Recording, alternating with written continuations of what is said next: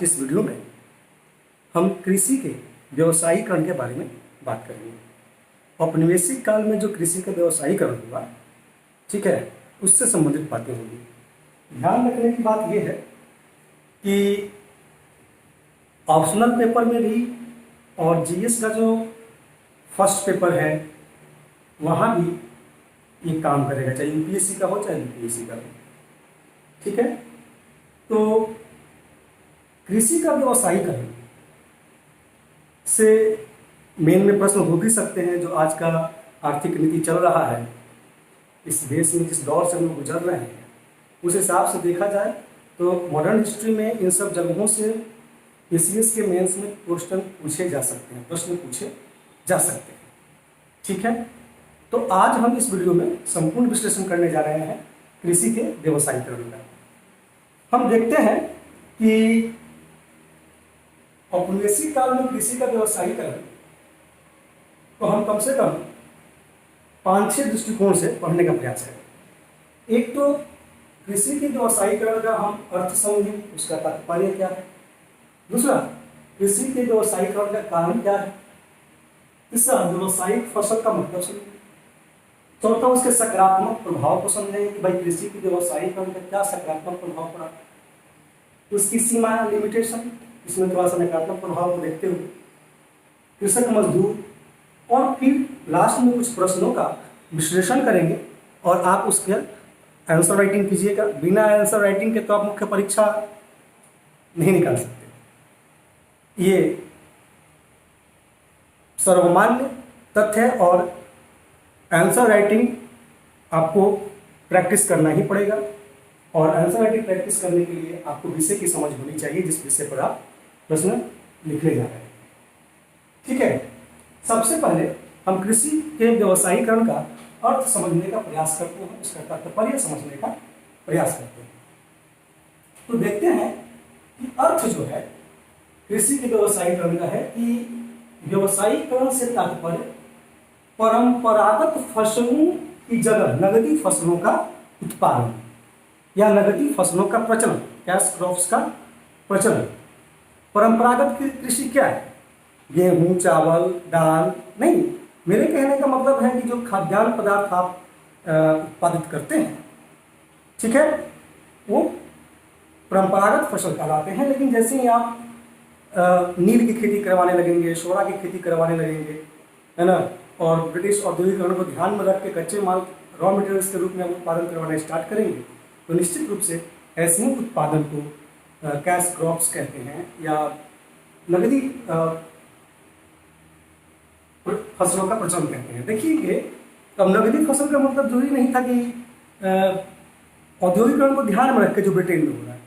ऐसा नहीं है कि आप अंगूर का उत्पादन पे विशेष ध्यान देंगे, नहीं, गन्ने के उत्पादन पे आप विशेष ध्यान देंगे, ठीक है। मूल रूप से जो जरूरतें हैं ब्रिटिश को, उसी को नगदी फसल के रूप में प्रचलित करने का प्रयास किया गया। देखेंगे कि कृषि के व्यवसायीकरण के तहत ग्रामीण क्षेत्र में नगद संबंधों का प्रसार हुआ। ग्रामीण क्षेत्र में आप देखेंगे कि ग्रामीण जो अर्थव्यवस्था है वो भी अखिल भारतीय स्तर, अखिल वैश्विक स्तर पे तो जुड़ने लगी थी। तो नगदी संबंधों का प्रसार ग्रामीण क्षेत्रों में हुआ। एक दृष्टि से नगदी फसलों की खेती कोई नई घटना भी नहीं थी। ऐसा नहीं था कि कोई नगदी फसलों की जो प्रचलन ब्रिटिश हुक्मरान करना चाह रहे थे, ये कोई भारत में पहली घटना नहीं थी। इससे पहले भी सल्तनत काल में एमबीटी, ब्रिटिश मुगल काल में भी नगद फसलों का प्रचलन रहा है। नगदी फसलों की खेती का प्रोत्साहन उन कालों में भी मिला था, किंतु यकीनन ब्रिटिश शासन के अंतर्गत विशेषकर रेलवे के विकास के पश्चात कृषि के व्यवसायीकरण को अत्यधिक बल मिला। रेलवे के विकास के पश्चात हम एक चीज और समझिए कि सल्तनत काल हो या मुगल काल हो, उनकी नीतियों से भारत की सोने की चिड़िया पे कोई प्रभाव नहीं पड़ा, लेकिन ब्रिटिश नीतियों से भारत के सोने की चिड़िया होने पर, है ना, उस पर प्रभाव पड़ा, है ना। भारत की जो सोने की चिड़िया अगर खंडित हुई तो ब्रिटिश नीतियों से हुई थी, न कि सल्तनत और मुगल नीतियों से हुई थी, ठीक है। मतलब उनके शासन से तो कोई प्रभाव नहीं पड़ा। ऐसा तो नहीं था कि उनके शासन काल में ड्रेन ऑफ वेल्थ थ्योरी, धन का एक तरफा बहिर्गमन हो रहा था, नहीं। तो खैर, जो ब्रिटिश का जो आर्थिक नीति रहा है, उसी आर्थिक नीति में से एक ये भी मुद्दा है, ये भी टॉपिक है जिसको आपको करके जाना चाहिए, लिख के जाना चाहिए। हमें ऐसा लगता है कि यहाँ से प्रश्न होना चाहिए, यूपीएससी में भी होना चाहिए, बीपीएससी में भी होना चाहिए, ठीक है। अब औपनिवेशिक काल में कृषि के व्यवसायीकरण के क्या कारण थे, कारणों को समझने का प्रयास करें तो जो पहला कारण हमें दिया है कि भू राजस्व की रकम तथा महाजनों का कर्ज। भू राजस्व, अब देखिए, अगर व्यापारी कृषि के क्षेत्र में गए, अगर व्यापार में भारतीय पिछड़े, तो जब वो कृषि करने गए तो वहां उनको राजस्व अधिक देना था। राजस्व को चुकाने के लिए कभी कभी महाजनों के पास भी जाना पड़ता था। तो एक तरफ भू राजस्व चुकाना है, एक तरफ महाजनों का कर्ज चुकाना है। तो कभी कभी देखने को मिलता है कि कृषक जो कभी जमीन के मालिक हुआ करते थे, वो जमीन पे, अपने ही जमीन पे बंधुआ मजदूर बन जाते हैं। ऐसी तो गिरिमिटिया पद्धति जैसी चीजें नहीं आई होंगी, नहीं। कहां से हम भू राजस्व देंगे? अब कर्ज ले लेंगे तो हम उनके गुलामी हो जाएंगे, भू राजस्व नहीं दे पाएंगे तो अपने ही जमीन पे बंधुआ मजदूर बन जाएंगे। क्या? तो एक बहुत बड़ा प्रेशर था भू राजस्व के रकम और महाजनों का कर्ज चुकाने के लिए भी नकदी फसलों की तरफ किसान क्या हुए, मूव हुए, और या फिर उनकी बाध्यता थी, नकदी फसलों का उत्पादन करना किसानों के लिए बाध्यता थी, क्योंकि उनको भू राजस्व और महाजनों का कर्ज चुकाना था। वो गेहूं चावल दाल की खेती से नहीं चुका सकते थे। दूसरा जो महत्वपूर्ण कारण है औपनिवेशिक काल में कृषि के व्यवसायीकरण का, वो है ब्रिटेन में होने वाले औद्योगिकरण। ब्रिटेन में औद्योगिकरण को ध्यान में रखकर ब्रिटिश सरकार द्वारा व्यावसायिक फसलों की खेती को प्रोत्साहन, ताकि ब्रिटिश उद्योगों को कच्चे माल प्राप्त हो सके। रॉ मटेरियल के रूप में कैश क्रॉप, नकदी फसलों के उत्पादन के लिए भारत को प्रोत्साहन दिया गया, ताकि ब्रिटेन में औद्योगिकरण के डिमांड को पूरा किया जा सके, उसके रॉ मटेरियल के डिमांड को, कच्चे माल के डिमांड को पूरा किया जा सके। ये भी आप दिखाएंगे औद्योगिकरण के, कृषि के व्यवसायीकरण के कारण। तीसरा, औद्योगिकरण के साथ साथ नगरीकरण भी हो रहा था, और जाहिर सी बात है कि औद्योगिकरण होगा तो नगरीकरण भी होगा, ठीक है। तो नगरीकरण की आवश्यकता को देखते हुए ब्रिटिश नागरिक जनसंख्या के लिए खाद्यान्नों की आपूर्ति के लिए भी कहीं ना कहीं ये भी एक कारण था औपनिवेशिक काल में कृषि का व्यवसायीकरण। और देखते हैं कि 1804 का हमने बताया कि 1870 के दशक में सुएज नहर का खुल जाना, हालांकि 1869 में सुएज नहर का निर्माण हुआ, ठीक है। तो 1870 के दशक में सुएज नहर का खुल जाना तथा वास्तुचलित जहाजों या सुधरी हुई यातायात व्यवस्था नकदी फसलों के निर्यात को प्रोत्साहन मिलेगा। तो नकदी फसलों के निर्यात को प्रोत्साहन मिलेगा, यानी कि जहां डिमांड है वहां आपूर्ति करने के लिए भी हमें यहाँ नकदी फसलों का उत्पादन करना पड़ेगा, ठीक है। और बड़ा यातायात भी बहुत आसान हो चुका था। पहले क्या था कि भारत से केप ऑफ गुड होप होते हुए, जो साउथ अफ्रीका का सबसे दक्षिणी बिंदु है ना, केप ऑफ गुड होप होते हुए हिंद महासागर से होके केप ऑफ गुड होप होते हुए उधर अटलांटिक ओशियन होते हुए फिर आप ब्रिटेन माल पहुंचाते थे। यानी कि अगर देखा जाए एक तरह से, तो मान लीजिए कि ये भारत है, ये आपका अफ्रीकन कंटिनेंट है, और यहाँ ब्रिटेन है, ठीक है। अगर देखा जाए तो भारत से यहाँ से माल चला तो ऐसे चल के, है ना, हिंद महासागर के होते हुए, अटलांटिक ओशियन होते हुए ये माल पहुंचता था ब्रिटेन, ठीक है। अब क्या हुआ कि सुएज नहर का निर्माण हुआ, से यहीं से रास्ता कट गया, और ये जो रेड सी मिस्र के ऊपर से सुएज कैनाल होते हुए, भूमध्य सागर होते हुए ब्रिटेन माल पहुंच गया। तो निश्चित रूप से रास्ता का सहूलियत था, इसलिए भी जो जटिलताएं थी पहले वहां तक माल लेके पहुंचने में, अब वो 1870 के बाद आसान हो चुका था। तो निश्चित रूप से कहीं ना कहीं यातायात की व्यवस्था ने भी नकदी फसलों के निर्यात को प्रोत्साहन दिया। तो जाहिर सी बात है कि भारत के अंदर भी जो व्यावसायिक कृषि है या कृषि का व्यवसायीकरण को बल मिला इससे भी। पांचवा जो आपको पॉइंट दिखाना है वो है रुपए का अवमूल्यन। देखो, रुपए का अवमूल्यन का ठेठ का मतलब ये है कि अपनी मुद्रा है ना बाहरी विदेशी मुद्रा के मुकाबले सस्ती कर देना, ठीक ना, और इससे निर्यात को प्रोत्साहन मिलता है और आयात हतोत्साहित होता है। बात समझे, निर्यात इससे प्रोत्साहित होगा। और ध्यान रखिएगा, रुपये का अवमूल्यन से आपके आंतरिक क्रय शक्ति पे कोई फर्क नहीं पड़ता है। तो आप ये पॉइंट आप कृषि के व्यवसायीकरण में दिखा सकते हैं। पांचवा पॉइंट लिख दीजिएगा। रुपये का अवमूल्यन के कारण अंतर्राष्ट्रीय बाजार में निर्यात की जाने वाली वस्तुओं के मूल्य में वृद्धि हुई। यहाँ भी औद्योगिक वस्तुओं की तुलना में कृषि उत्पादों के मूल्य में अधिक वृद्धि हुई। ये आप जरूर दिखाइएगा, ठीक है। अक्सर आपके 2 नंबर पॉइंट पे ध्यान रहता है, हिट पॉइंट है, लेकिन पहला पॉइंट, पांचवा पॉइंट, ये सब पॉइंट आप उसमें जरूर आंसर में लिखें। ये कुछ प्रभाव डालते हैं आपके आंसर राइटिंग में। ये सब पॉइंट्स लगता है कि नहीं आपने काफी डीपली अध्ययन किया है।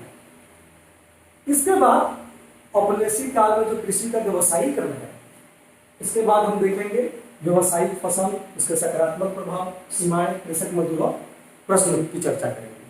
तो देखते हैं हम लोग व्यवसायिक फसल और सकारात्मक प्रभाव की चर्चा। तो दोस्तों, हम लोग औपनिवेशिक काल में कृषि का व्यवसायीकरण है, उसका अर्थ, कारण को देखने के बाद अब हम व्यवसायिक फसल और सकारात्मक प्रभाव पे बात करेंगे। देखो, व्यवसायिक फसल पर बात करने की जरूरत यह है कि आखिर कौन सी व्यवसायिक फसल पे ब्रिटिश कंपनी ने विशेष ध्यान दिया, ये जानना जरूरी है, ठीक है। तो इसलिए एक तो स्क्रीनशॉट आप ले लीजिएगा। ये मटेरियल है, लिखने में बहुत सहूलियत होगा, मैं समझा देता हूं कि देखो, औपनिवेशिक सरकार के द्वारा, मैं व्यवसायिक फसल का मतलब समझा रहा हूं, जो ब्रिटिशर्स ने जिस व्यवसायिक फसल पर विशेष ध्यान दिया, तो औपनिवेशिक सरकार के द्वारा उन्हीं फसलों को प्रोत्साहन दिया गया। किन फसलों को प्रोत्साहन दिया गया? अगर आपके कृषि के व्यवसायीकरण में ये दिमाग में बात है कि आखिर कौन सी फसल को ज्यादा प्रोत्साहन दिया गया, तो उसी को लेके मैं ये बात समझा रहा हूं। तो उन्हीं फसलों को प्रोत्साहन दिया गया जो उनके जरूरत के अनुकूल था, जो ब्रिटिश कंपनी के जरूरत के अनुकूल था, उन्हीं फसलों को व्यवसायीकरण में प्रोत्साहन दिया गया। उदाहरण के लिए वारेन हेस्टिंग्स, नाम तो सुना ही होगा आप लोगों ने। वारेन हेस्टिंग्स ने अफीम के उत्पादन को सरकारी नियंत्रण में ले लिया। दूसरा, उसी प्रकार भारत के छोटे रेशे वाले कपास का उत्पादन होता था। भारत में छोटा रेशा वाला जो कपास था उसका उत्पादन होता था, जबकि यूरोप में बड़े रेशे वाले कपास की डिमांड थी। यूरोप में बड़े रेशे वाले कपास की मांग थी, भारत में छोटे रेशे वाले उत्पादन होता था कपास। तो अब यहाँ पे क्या होगा, चूंकि यूरोप में बड़े रेशे वाले कपास का डिमांड है, तो बड़े रेशे वाले कपास के उत्पादन पे हम ध्यान देंगे। तो ये दृष्टिकोण का अंतर था। अतः ब्रिटिश के द्वारा महाराष्ट्र में बड़े रेशे वाले कपास के उत्पादन को प्रोत्साहन दिया गया। तो भारत में बड़े रेशे वाले कपास के उत्पादन को प्रोत्साहन इसलिए दिया गया कि यूरोप में वैसे ही कपास के डिमांड्स थे, ठीक है। इसके अतिरिक्त इटालियन रेशम पर ब्रिटिश निर्भरता को कम करने के लिए भी, इटालियन रेशम पर काफी निर्भरता था यूरोपीय कंपनी को या ब्रिटिशर्सों को, तो ब्रिटिश ने इटालियन रेशम पर निर्भरता कम करने के लिए बंगाल में रेशम के उत्पादन को प्रोत्साहन दिया।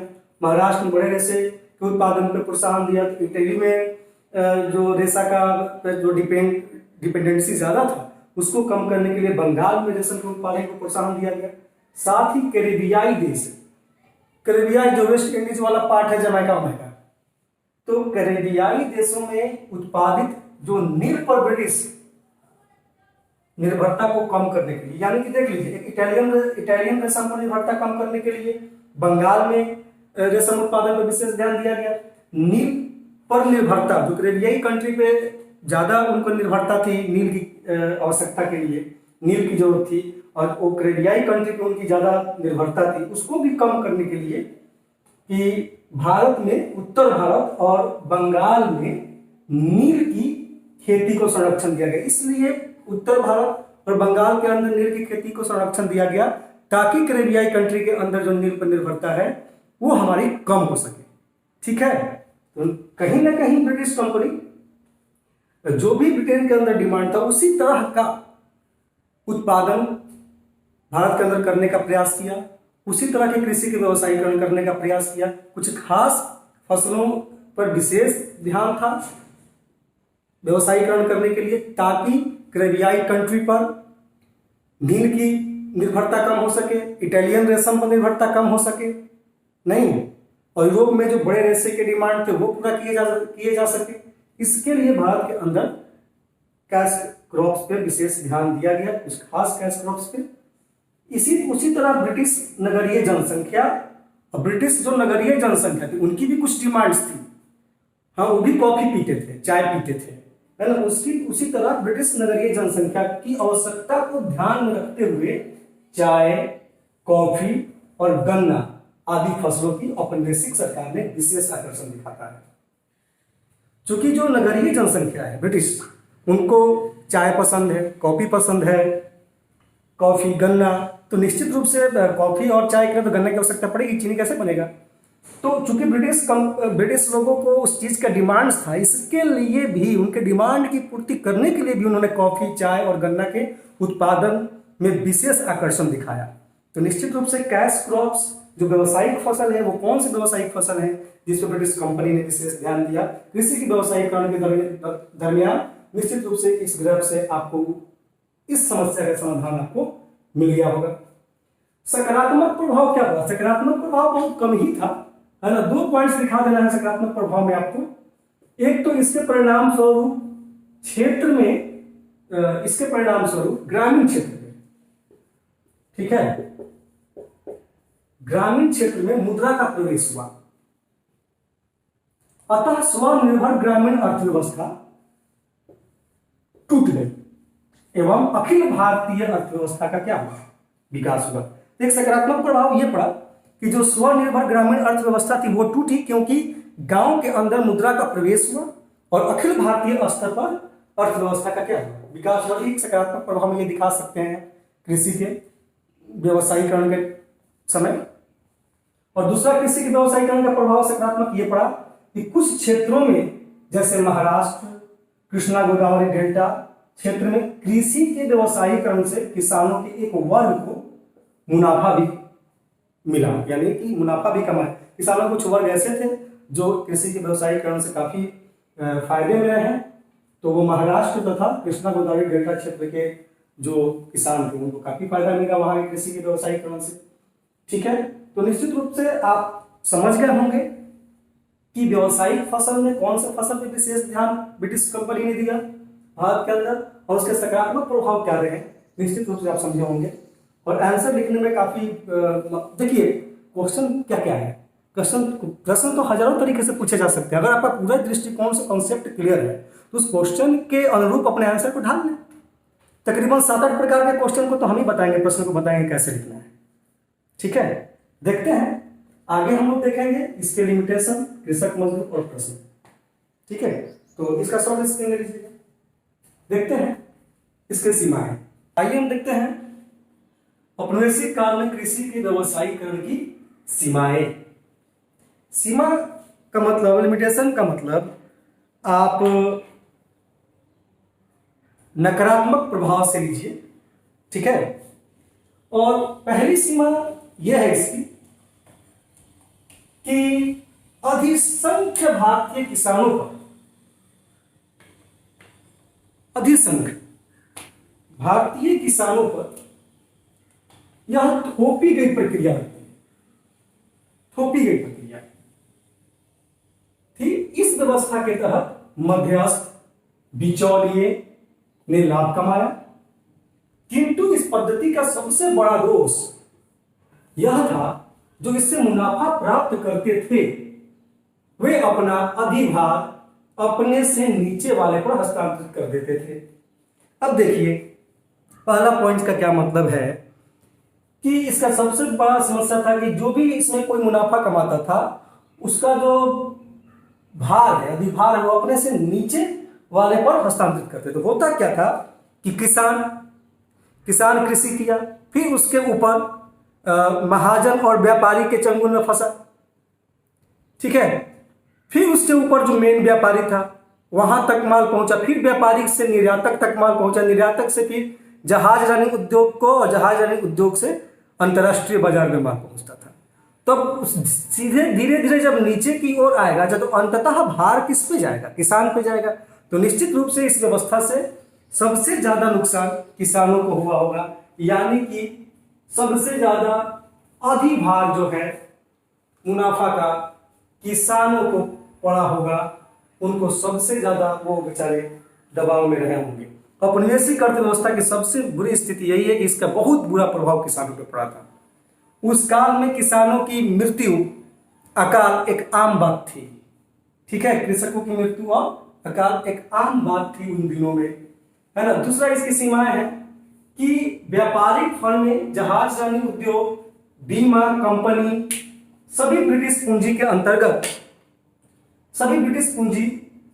अंतर्गत कार्य कर रही थी। अतः जाहिर है व्यवसायिक खेती से लाभ का एक बड़ा अंश विदेशी संपर्क के माध्यम से बाहर जा रहा था। यानी कि दूसरा सीमा यह है कि कहीं ना कहीं व्यवसायिक खेती का जो लाभ था या उसके लाभ का एक बड़ा अंश विदेशी संपर्क के माध्यम से कहां जा रहा था? बाहर में जा रहा था, नहीं विदेश जा रहा था। यह भी एक इसका नुकसान है भारतीय दृष्टिकोण से देखा जाए तो भारत को। तीसरा पॉइंट अगर सीमाएं में देखा ना हो व्यवसायीकरण का, तो यद्यपि यह सही है कि 19वीं सदी के उत्तरार्ध में औद्योगिक उत्पादों की तुलना में कृषि उत्पादों का मूल्य बढ़ा, फिर भी इसका लाभ किसानों को नहीं मिला। इसका कारण था कि जिस औसत से कृषि उत्पादों का मूल्य बढ़ा, उससे अधिक भू राजस्व की रकम और महाजनों के कर्ज के ब्याज में वृद्धि हो गई। यानी कि तीसरा लिमिटेशन है इस काल में भू राजस्व और महाजनों के कर्ज में बहुत ज्यादा वृद्धि हो गई, इससे किसान ऋणग्रस्त भी हुए। ठीक है, चौथा लिमिटेशन आपको दिखाना है कि जो व्यवसायिक फसलों की जो कृषि है या व्यावसायिक फसलों की कृषि के कारण मोटे अनाजों का उत्पाद दुष्प्रभावित हुआ। मोटे अनाज का उत्पादन दुष्प्रभावित होता, किसान खाएगा क्या? कपास नहीं ना खाएगा भाई, अफीम नहीं ना खा के जिएगा। ठीक है, तो मोटे अनाजों का उत्पाद दुष्प्रभावित हुआ। फिर जैसा कि हम जानते हैं कि मोटे अनाज जैसे ज्वार, बाजरा, मक्का आदि गरीबों का आधार था, अतः उसके उत्पादन में गिरावट का अर्थ था भूखमरी एवं अकाल। इस काल में भूखमरी और अकाल तो आम बात थी। मजबूर किसान, हर काल में किसान मजबूर होता है। आज मजदूर मजबूर है नहीं, बहुत पीड़ा होती है।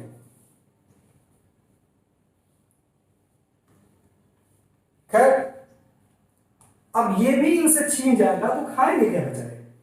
इसीलिए कहा जाता है इस काल में अकाल और भूखमरी आम बात है, और कृषकों की मृत्यु और अकाल इसका कोई वैल्यू नहीं था। ऐसा ही परिस्थिति से गुजर रहा था वो टाइम, औपनिवेशिक व्यवसायीकरण का जो दौर था उस टाइम। पांचवा लिमिटेशन आपको दिखाना है कि व्यवसायिक कृषि का अर्थ था अधिक निवेश, जबकि किसानों का उसका प्रतिलाभ प्राप्त नहीं हो रहा था। अधिक निवेश, व्यवसायिक कृषि का अर्थ था अधिक निवेश, लेकिन उसका किसानों का कोई प्रतिलाभ नहीं मिल रहा था। अतः किसानों के साथ यह समस्या थी कि उस रकम का कैसे चुकता करें, वो रकम कैसे चुकता करें। उस रकम को चुकता करने के लिए उसे महाजनों से कर्ज लेना पड़ता था। ठीक है, और इस प्रकार किसान ऋण जाल में फंसता चला गया। पांचवा पॉइंट का मतलब है कि किसान ऋणग्रस्त होते चले गए।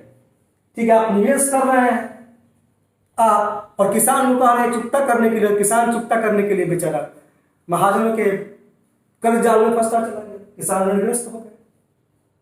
नहीं, ग्रामीण ऋणग्रस्तता यहीं से बढ़ती है। जो इस औपनिवेशिक काल में कृषि व्यवसायीकरण का जो छठा पॉइंट है वो ये है कि कृषि के व्यवसायीकरण के बावजूद भी ब्रिटिश शासन के अंतर्गत भारत में अंतर्गामी बाजार श्रम बाजार और भूमि बाजार आदि का विकास नहीं हो सका। तो भाई व्यवसायीकरण किया गया था कृषि का ब्रिटेन में औद्योगिकरण को सफल बनाने के लिए कि आपके ग्रामीण अर्थव्यवस्था को और शहरी अर्थव्यवस्था को और आपके औद्योगिकरण को थोड़ी बढ़ावा देने के लिए। इनकी नीतियों से तो आपका कृषि, आपका उद्योग, आपका जो ग्रामीण आत्मनिर्भर अर्थव्यवस्था सब टूट गया। नहीं, ये है आपको कृषि के व्यवसायीकरण का लिमिटेशन। ठीक है, फाइनली आप कह सकते हैं कि कृषि का व्यवसायीकरण हमारे किसानों पर थोपी गई एक व्यवस्था थी, है ना, जिससे किसानों को कोई लाभ नहीं मिला। इससे किसान कालग्रस्त हुए, भूखमरी, अकाल बढ़ा। ठीक है, ये आपको अंततः इसका फाइनली दिखा देना है। इसका ओवरऑल मूल्यांकन करना चाहें तो सीमाओं का, लिमिटेशन। अगला जो पॉइंट है, अब देखिए यही स्थिति, यही सब कारण था ना कि तीसरे वर्ल्ड के लिए, तीसरे वर्ल्ड जो अल्प विकसित देश थे, जो ऋणग्रस्त देश थे, उनके लिए कृषि के क्षेत्र में कुछ बेहतर करने के लिए वैश्विक स्तर पर WTO जैसे संस्थान की स्थापना करना पड़ा। खैर, अगला जो टॉपिक है वह है कृषक मजदूर में प्रश्न। ठीक है, तो हम लोग कृषक मजदूर की स्थिति को देखते हैं कि ब्रिटिश औपनिवेशिक काल में कृषक मजदूर कितने प्रकार के होते थे? तो 4 प्रकार के होते थे। पहला प्रकार था जो जमींदारों के अंतर्गत कृषक मजदूर थे, वो जमींदारों के अंतर्गत कृषक मजदूर, ये पहला प्रकार है कृषक मजदूरों का, जिनकी स्थिति बंधुआ मजदूरों की तरह थी। जो जमींदारों के अंतर्गत काम करते थे उनकी स्थिति जो थी एकदम बंधुआ मजदूर की तरह थी। दूसरा जो है कृषक मजदूर का प्रकार, वो है स्वतंत्र कृषक मजदूर, स्वतंत्र रूप से अपना कृषि मजदूरी करते थे और अपना जीवन यापन करते थे। दूसरा, तीसरा जो है ऐसे सीमांत किसान, छोटे किसान, जो कुछ समय अपने खेतों में काम करते थे, जबकि बचे हुए समय में दूसरे के खेतों में मजदूरी करते थे, जिससे कि उनका जो आय है वो मिनिमम आय इतना हो सके जिससे कि वो अपना जीवन यापन कर सके, अपना लगान दे सके। ठीक है, तो अपने जमीन पे काम करने के साथ साथ छोटे किसान थे, दूसरे की जमीन पे भी काम करते थे, जिससे उनका जीवन यापन चलता था अच्छे से क्या चलता था? जरूरत था तभी तो अपने किसान अपने खेतों में काम करने के बावजूद दूसरे के खेतों में काम करना पड़ता था। ये तीसरे टाइप के कृषक मजदूर थे। चौथा जो माने कि जो तीसरा टाइप है कृषक मजदूर का क्या है कि वो अपना जमीन है, उस पर सीमांत किसान है, उस पर काम कर रहे हैं, लेकिन उसके अलावा दूसरे के कृषि खेतों में भी जाकर मजदूरी कर रहे हैं। चौथा जो कृषक मजदूर है, जो चौथा टाइप है, वो है वैसे किसान जो स्वयं अपने खेतों में काम करते थे, किंतु अपने संबंधियों एवं बच्चों को दूसरे के खेतों में काम करने के लिए भेजते थे। अपने स्वयं के खेत में करते थे और अपने बच्चे और संबंधियों को दूसरे खेत में काम करने के लिए भेजते थे। ये चौथा प्रकार है कृषक मजदूरों का। ठीक है, जो बाकी, अब ये तो 4 प्रकार के किसान हुए, लेकिन ब्रिटिश शासन के अंतर्गत कृषक मजदूरों की संख्या में वृद्धि के क्या कारण थे? तो मैंने औपनिवेशिक काल के अंदर या ब्रिटिश शासन के अंतर्गत जो कृषक मजदूरों की संख्या वृद्धि का कारण था, मैंने 5 कारण बताया। पहला कारण हमने बताया है कि अर्थव्यवस्था का मौद्रीकरण। अर्थव्यवस्था के मौद्रीकरण की वजह से भी किसान जो है या कृषक मजदूरों की वृद्धि हुई। कारण क्या था कि अर्थव्यवस्था के मौद्रीकरण से हुआ क्या कि गांव में भी मुद्रा का प्रवेश हुआ, इससे इनकम की तरफ उनका आकर्षण बढ़ा मुद्रा की वजह से, और कृषक मजदूरों की संख्या में वृद्धि हुई। दूसरा जो कारण था कृषक मजदूरों की संख्या में वृद्धि का, वो था किसानों की क्रय शक्ति का कम होना। अब किसानों की क्रय शक्ति चूंकि कम होती चली गई थी, इस कारण से उनको अतिरिक्त आय की आवश्यकता थी, इस वजह से उनको मजदूरी करना पड़ा। तो इस कारण से भी कृषक की संख्या में वृद्धि हुआ। तीसरा कारण था कृषक मजदूरों की वृद्धि का कि भूमि की बिक्री के कारण सीमित किसानों का श्रमिक के रूप में तब्दील हो जाना। अब होता क्या था कि आप भूमि का क्रय विक्रय होना प्रारंभ हो गया था, तो हुआ क्या था कि जो छोटे किसान थे उनका भूमि हस्तांतरित हो गया बड़े किसानों के अंदर, और वे क्या हो गए? कृषक मजदूर हो गए, क्योंकि उनका जमीन धीरे धीरे उनके हाथ से निकलता चला गया और वो फाइनली श्रमिक के रूप में तब्दील हो गए। चौथा कारण था कृषक मजदूरों की संख्या की वृद्धि का कि भूमि के विखंडन के कारण भूमि जोत का आकार क्या हो गया, छोटा हो गया। छोटा होने से किसानों की आर्थिक दशा क्या हुई, खराब हुई, और किसानों की आर्थिक दशा खराब हुई तो वो फिर मजदूरी की तरफ आगे बढ़े, कृषक मजदूरी की तरफ आगे बढ़े ताकि वो अपना अतिरिक्त आय कर सके। चौथा जो कारण था कृषक मजदूरों की वृद्धि का औपनिवेशिक काल में, वो था कृषि पर जनसंख्या का अधिभार अधिक हो जाना। इस वजह से भी कृषक मजदूरों की वृद्धि। कारण क्या था, क्यों कृषि पर जनसंख्या का अधिभार बढ़ा? क्योंकि जो हमारा शिल्प उद्योग था वो ह्रासित हो चुका था। शिल्प उद्योग हमारा ह्रास की ओर जा रहा था, खत्म हो रहा था। इससे क्या हो रहे थे कि जो शिल्पी लोग थे वो धीरे धीरे कृषि की तरफ बढ़ रहे थे। कृषि की तरफ बढ़ने से कृषि पर जनसंख्या का अधिभार बढ़ रहा था। इस वजह से भी कृषि मजदूरों की संख्या इस काल में बढ़ती है। ठीक है, अब हम लोग देखेंगे कि इस कृषि के व्यवसायीकरण पर कितने प्रकार से प्रश्न पूछे जा सकते हैं, जिसको आपको तैयार करके रखना है। ठीक है, ओवरऑल ये पूरे कॉन्सेप्ट आपका क्लियर है तो प्रश्न चाहे जैसे भी आए आप निश्चित रूप से लिखने की स्थिति में होंगे। हम 5-6 प्रकार के प्रश्नों की चर्चा करते हैं। ठीक है, शॉर्ट स्क्रीन आप ले लीजिएगा। ठीक है, तो हम देखते हैं प्रश्नों की संख्या, कौन कौन से प्रश्न हैं जो आपको लिख के हमें दिखाना है। ठीक है, लास्टली आप लोग इन प्रश्नों को सॉल्व करना है। जो बोर्ड पे है स्क्रीनशॉट ले लें। 6 प्रश्न है। जिस तरीके से चर्चा किया गया है उससे आप ये 6 प्रश्न लिखने में निश्चित रूप से सफल हो जाइएगा। एक चीज अगर कहीं कहीं ना समझ में आए तो उसे दोबारा समझने का प्रयास कीजिएगा। एक बार में कोई वीडियो नहीं समझ में आता है तो 2 बार सुनने के बाद तो जरूर समझ में आ जाएगा। ठीक है, कोई चीज कई बार सुनने के बाद, समझने के बाद समझ में आती है, पढ़ने के बाद समझ में आती है। अगर कहीं दिक्कत हो तो अन्यथा जिस तरीके से बताया गया है अर्थ, तात्पर्य, कारण, व्यवसायिक फसल का मतलब, सकारात्मक प्रभाव, सीमाएं, कृषक मजदूर और प्रश्न। पहला प्रश्न जो आपको लिखना है बोर्ड पे है कि भारत में कृषि व्यवसायीकरण की संरचना तथा उसके प्रभाव का परीक्षण करें। तो इस क्वेश्चन के आंसर में आपको क्या दिखाना है? कृषि व्यवसायीकरण की संरचना तथा उसका प्रभाव। प्रभाव में तो सकारात्मक प्रभाव भी दिखाना होता है और उसकी सीमाएं दिखा दीजिएगा। आंसर कंप्लीट हो जाए। संरचना में उसके कृषि व्यवसायीकरण की प्रेरणा का क्या कारण था, ये सब आपको लिखना है। दूसरा प्रश्न है कि कृषि के व्यवसायीकरण को प्रोत्साहित करने वाले कारकों की व्याख्या कीजिए तथा भारतीय किसानों पर इसके प्रभाव का आकलन कीजिए। तो इसमें भी भारतीय किसानों पर पड़ने वाले प्रभाव को दिखाना है और कृषि व्यवसायीकरण को प्रोत्साहित करने वाले कारक को बताना है। दूसरे, अगर आप ये पूरे कॉन्सेप्ट को समझ लिए हो, पूरा पढ़ाया गया उसे आप क्लियर कर लिए हो, तो सारे क्वेश्चन एक ही सिक्के के अलग अलग पहलू हैं। नहीं, लिखना एक ही चीज है, क्वेश्चन पूछने का तरीका क्या है, सबका बस क्वेश्चन घुमाया हुआ है। हर प्रश्न में संदर्भ सेम है। नेक्स्ट प्रश्न में क्या दिखाना है, थोड़ा क्वेश्चन के डिमांड और उसके अनुरूप ही आंसर दीजिएगा। ऐसा नहीं कि प्रश्न कुछ भी और आंसर आप एक ही चीज लिखते हैं, उसका थोड़ा बहुत पैटर्न तो चेंज होगा ही। ठीक है, अब मान लीजिए कि ऊपर वाले क्वेश्चन में भी आपको प्रभाव दिखाना है और नीचे वाले क्वेश्चन में भी आपको प्रभाव दिखाना है, कृषकों के पड़ने वाले प्रभाव को, तो कुछ चीजें तो वहां सेम ही है ना। तीसरा क्वेश्चन देखेंगे, औपनिवेशिक सरकार ने भारत में कृषि के व्यवसायीकरण को प्रोत्साहन क्यों दिया? अब सुनोगे वीडियो, इसका आंसर दिया हुआ है। चौथा क्वेश्चन है, सिद्ध कीजिए कि कृषि के व्यवसायीकरण भारतीय किसानों पर एक थोपी गई प्रक्रिया थी। क्यों थोपी गई प्रक्रिया थी, ये लिखने का प्रयास कीजिएगा। और कोई भी क्वेश्चन लिखिएगा उसमें कृषि व्यवसायीकरण का अर्थ जरूर दीजिएगा। समझा, पहला पैराग्राफ में आप उसका अर्थ समझ लीजिए।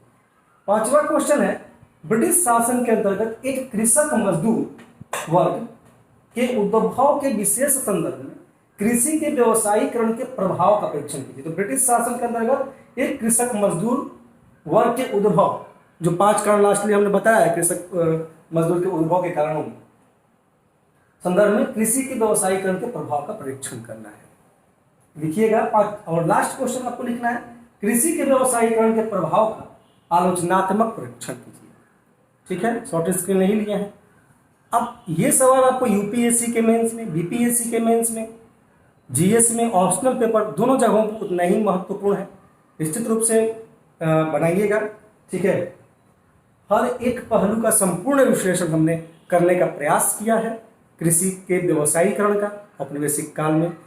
एक बार में ना समझ में आए तो दोबारा भी सुन के समझ के आप सारे क्वेश्चन का उत्तर कर कीजिए, ठीक है। तो धन्यवाद।